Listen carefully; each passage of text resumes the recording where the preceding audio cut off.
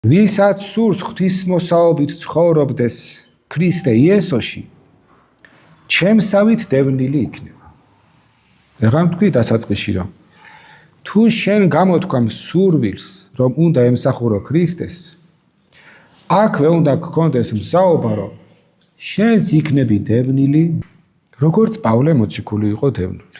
მან წაგიკითხეთ სპეციალურად, რა სახის ტანჯვა გამოიარა მან და ყველაფერი არ არის კიდე აღწერილი.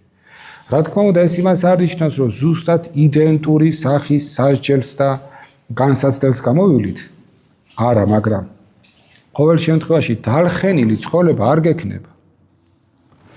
შენ აწერ ხელშეკრულებას, ასე თქვა, ღმერთთან, რომ ღმერთო, მე მსურს შენი მსახურება, მაგრამ ღმერთი გეუბნება, რომ ამ შემთხვევაში პავლე მოციქულის სიტყვით, რომ კი ბატონო, მე მსახურე, მაგრამ შენ უნდა იყო მაშინ დევნული, დევნულობაში იქნები, გაწყობს. შენ თუ ამბობ, რომ კი მე ქრისტიანი მსურს რომ ვიყო, მაშინ მოაწერ ხელს და იტყვი, მზად ვარ ვიყო დევნული შენი სახელის გამო. და აი პავლე მოციქული გაუნება, რომ მე ასეთი ვარ და შენც გინდა, რომ ასეთ მდგომარეობაში შენც გინდა, რომ იყო ქრისტიანი, მაშინ შენც იქნები დევნული.